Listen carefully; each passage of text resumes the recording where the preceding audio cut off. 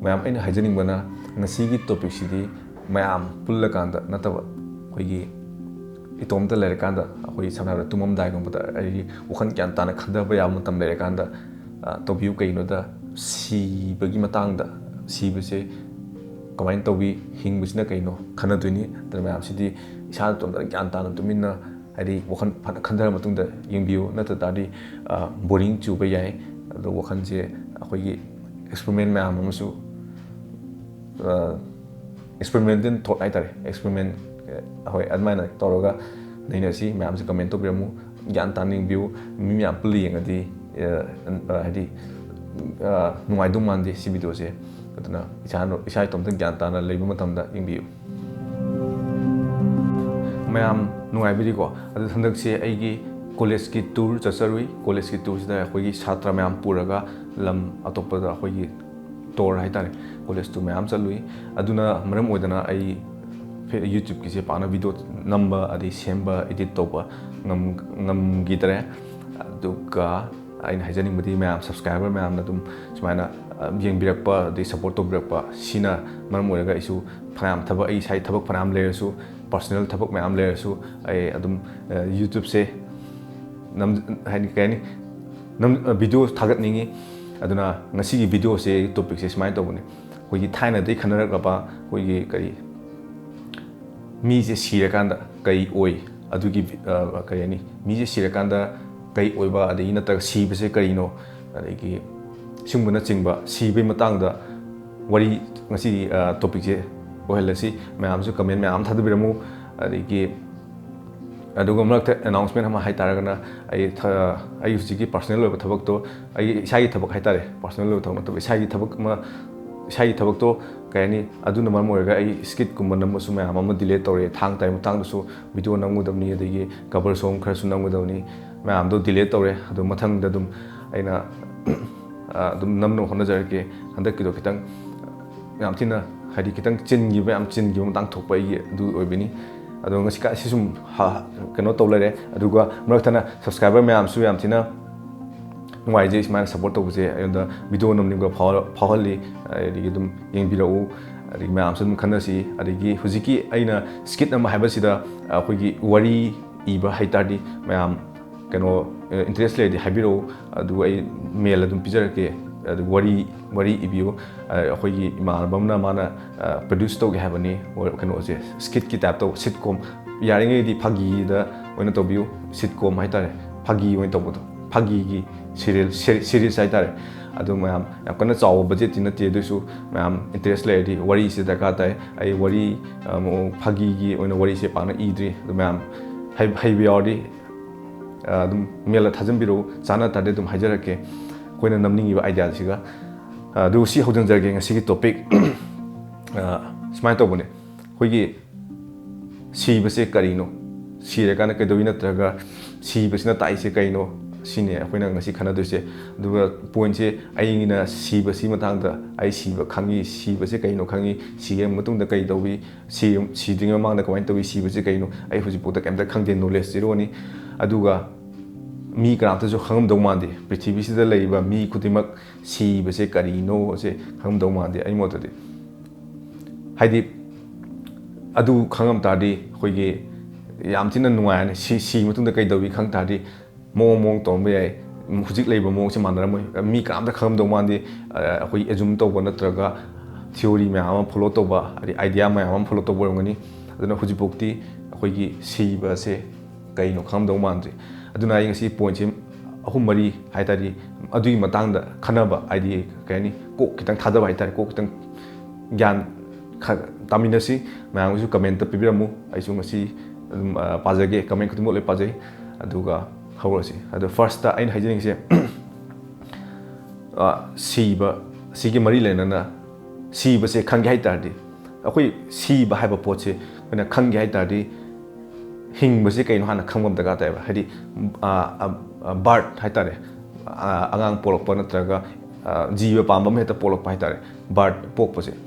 adura ai samsam habda ai sai akoi thumbnail hajaba yerum si yerum akoi normal yerum duni adu singba yerum je kamain to heda mase kaigumba yen marum kolakanda masa ko yerum chip lerakanda marum kolakanda hoigi hoigi yenau olak tuni yenau si olak tuni yenau si olak pakanda mase hoji mama duna konda tadi olo duni khoi si keumba keno gumba da thangdo thame khalasine leba kai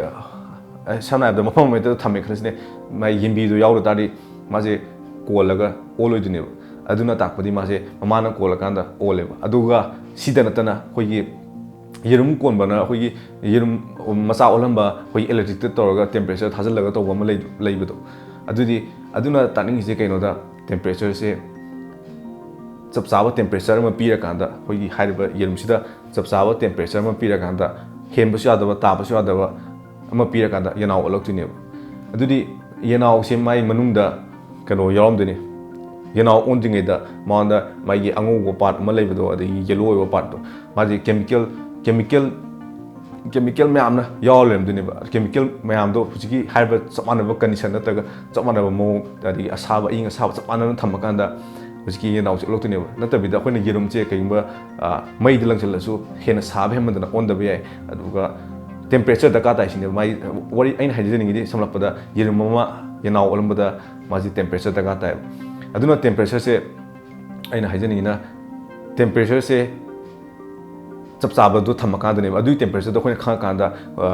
electric ta natraga keno na semaga khoi khusem gi pona yanau se olali ne ba adigi video ma leibani Japan gumba da male moin experiment to ba YouTube dum yawni moin yerum je phajana thugaire aduga plastic ta toraga moi te hujiki camera han number khoi gi keno se masa omba je ahamba da mai gi body part masa heart ka semak pa yawni adigi body part masa semak thuni ba aduna haning di first point ena yerum palai se kaino da hoigi chemical yerum manung de ram se hoigi chemical adigi protein ka kai haite protein de hen pitha ba mayam kariba protein den pitha ba mayam ma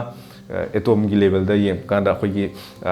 chemical elements mayam semam duni ba elements mayam je particular formula amna pulla kanda hoigi formula ma hadi hujiki manung de ram de chemical se wari ne protein gi ammonia ka mayam example gone ai phajana chemistry khang de manung de yaw atom mayam do abc haro abc gi hujiki mai formula unda pulla kanda aluga mai sabsaba temperature adigi sabsaba condition mayam thamakanda yanau lokti ne aduna habadi first na khoina khogi semai se mi ma semai se particular temperature natraga particular condition ma ware kanda semak pune simudi yaning ne main tor kanda life se form tor tine adi hujiki yanau se sema kanda koina magi hamba polakanda yanau gi wana taba mi angang oisu hamba khoi hek polpaga angang kanda mai brain develop toroni natro organ mami develop toroni adi angang se popaga gyani tade ma kona tambira kanda khang tuni mase chaura kanda masina hujiki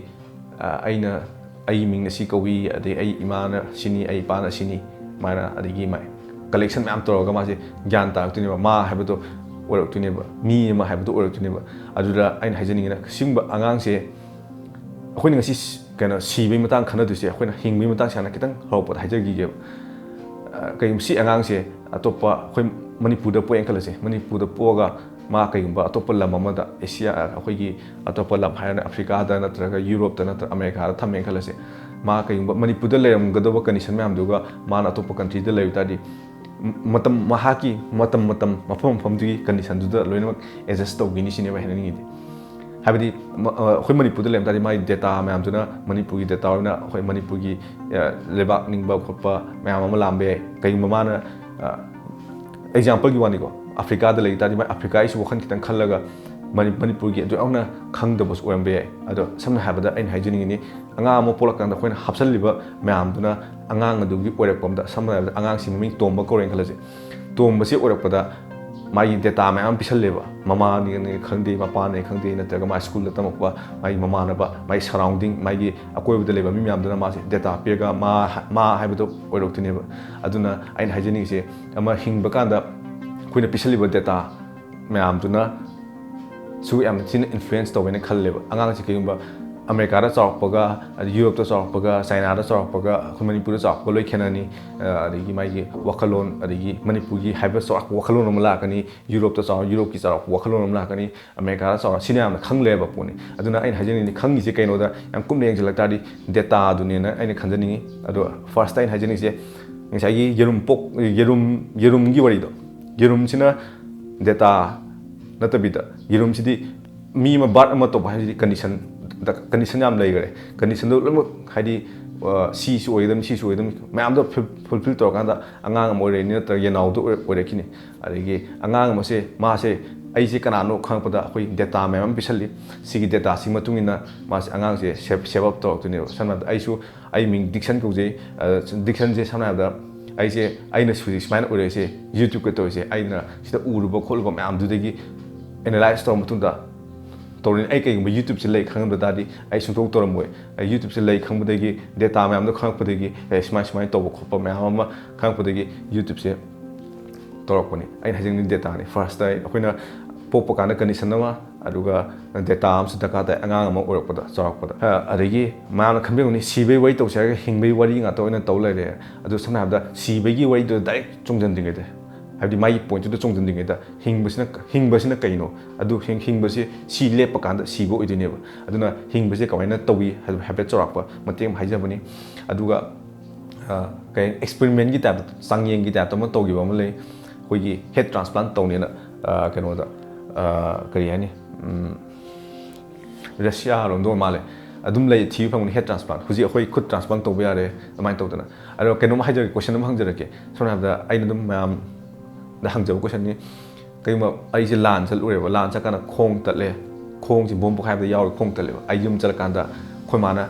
nang khong tatle ha ga ai diction na te ha bu yawe ai khong ani muk tala so ai diction na te ha ba bom khai da yaw ga se ba adegi bom ja muk su pokhai re ba aduga mathang thandak tana kawain to geda khutchim tat khare adu khutsu tat khare somsum tat khare adu di karamba body part sina khwai gi last se tat la phok ta khoma recognize to duno bo haidi leidana experiment tong se ba adu akoi wakhan gi experiment hai tare adigi huji heart transplant to yare liver transplant to yare adigi transplant ayam to yare simam se to bok ta ai se ai ni na khangdoi se kai no oi do no last ta mayam ha kani brain khoi brains na oi do ne khara kani adudi head mi am le se a have a mi am le adigi b have am se le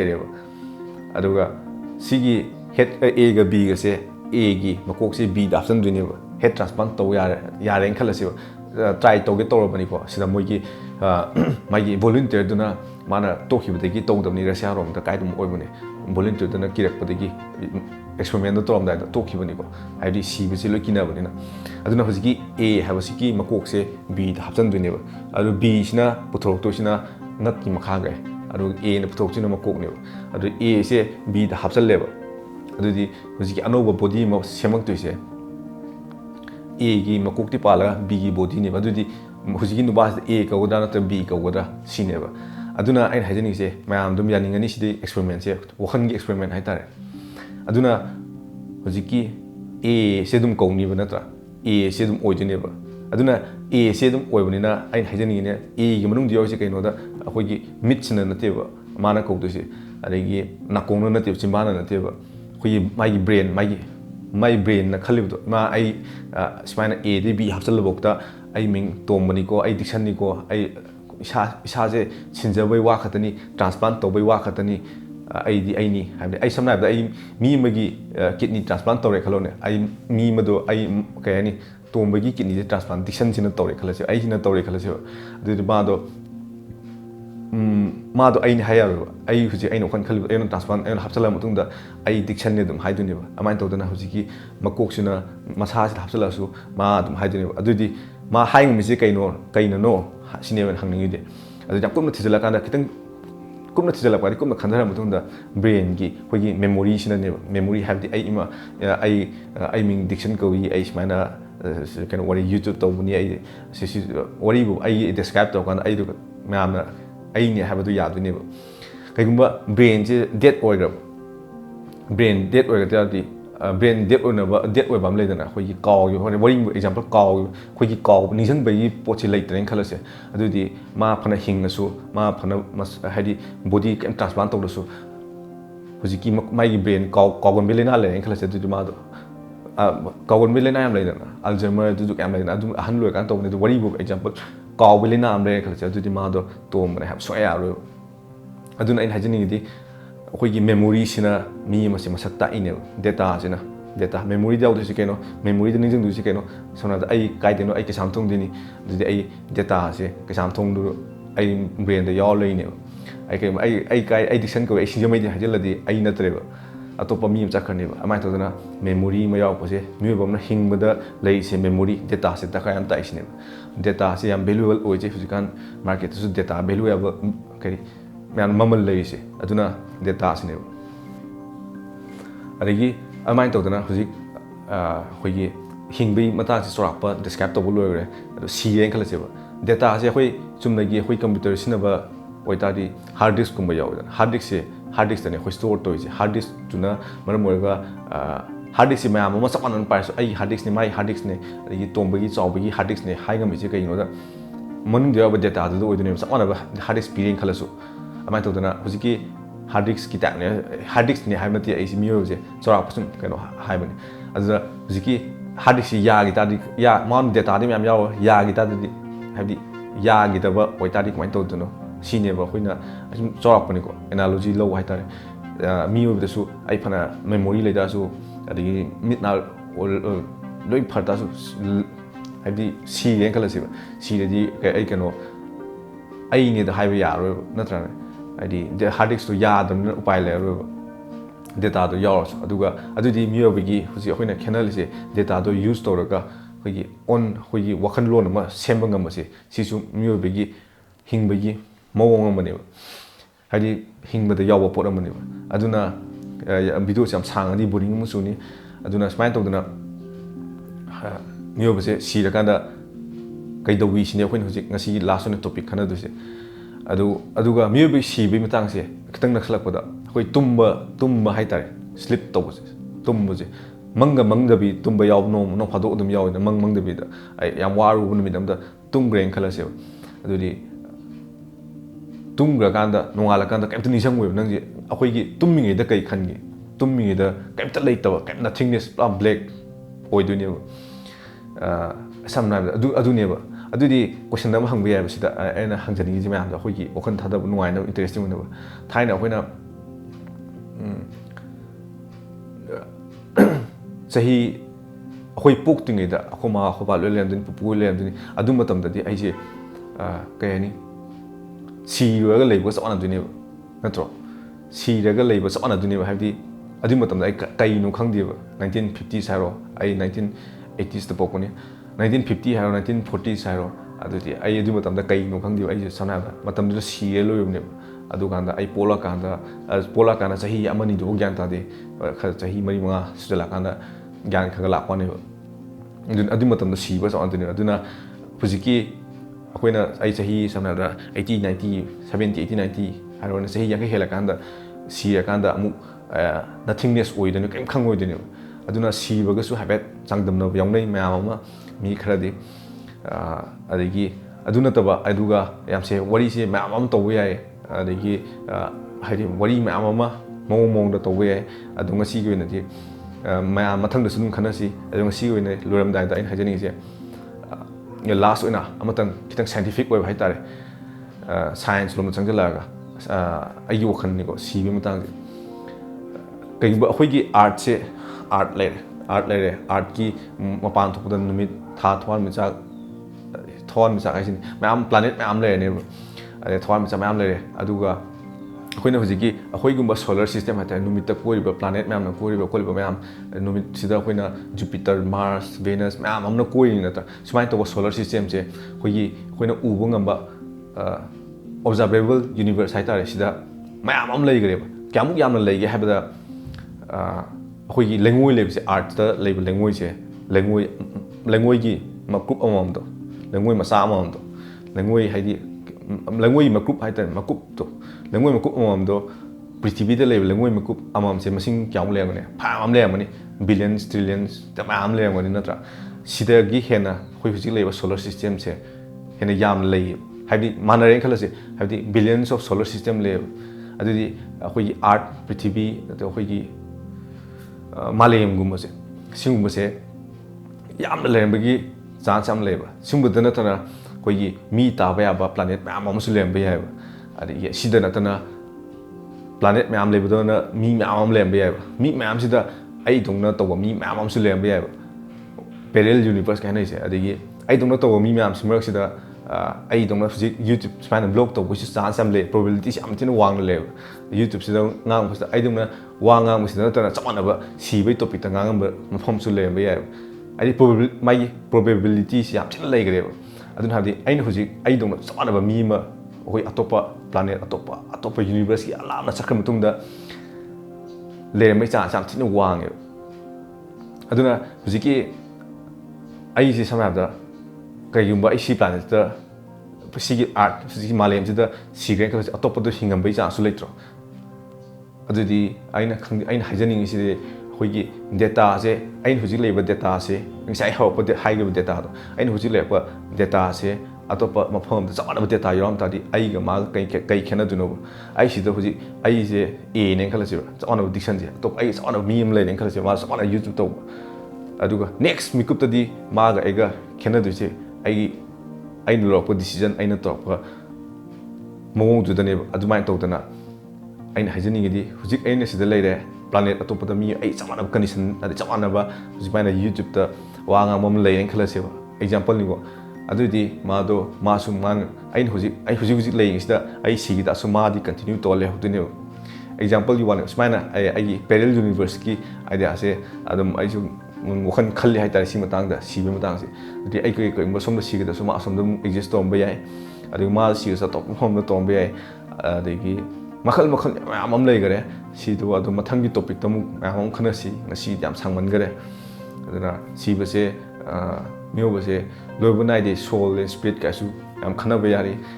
Simatanga dead say, I smile and we in a hygienic. I did see the Ganaka do we do and set people come to do Wakalon dos mina idea say Layina a mam Jenny, mam is to come in mam Pibiromu, Duga, let's see, Pantoraga, Matangi dinner, a topic to big dosi as you Chamjarakedum, mam Habiramu, I interest, mam common interest, Ibiramu, I do Tojarek.